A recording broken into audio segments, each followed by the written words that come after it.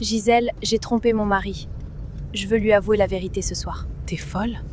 La vérité, c'est un luxe qui coûte beaucoup trop cher. Tais-toi.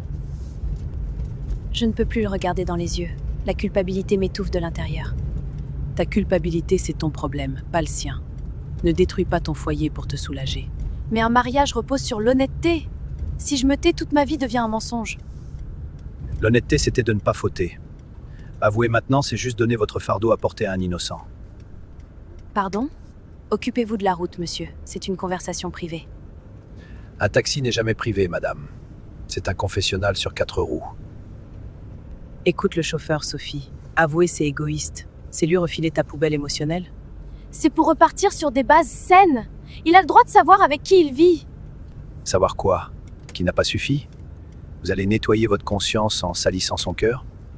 Exactement. S'il ne sait rien, il est heureux.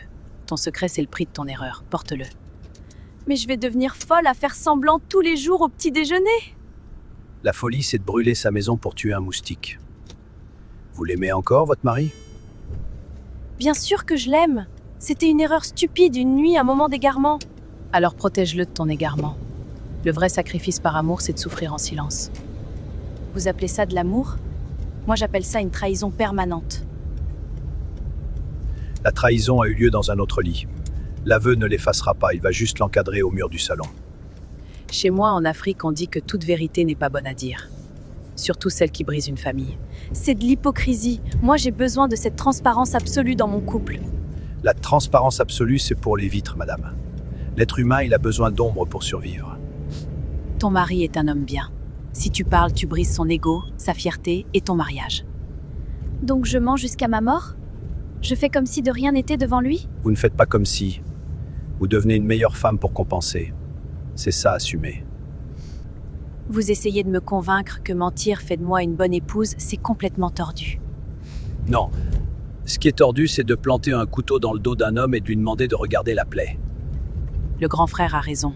Ravale ta culpabilité. Prends soin de lui dès ce soir. Et s'il la prend un jour par quelqu'un d'autre? La chute sera 100 fois pire pour lui. Si le vent apporte la tempête, vous ferez face. Mais ne soyez pas celle qui souffle sur les braises. C'est si lourd.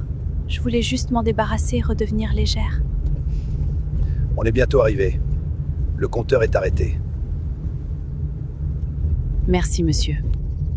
Sophie, essuie tes larmes avant de franchir cette porte. Si je me tais, serais-je vraiment pardonnée un jour? Le ciel pardonne à ceux qui réparent en silence. On ne répare pas un vase cassé en jetant les morceaux à la figure de l'autre. Réparer sans détruire. Rentrez chez vous, madame. Et que votre silence soit votre punition, pas sa condamnation.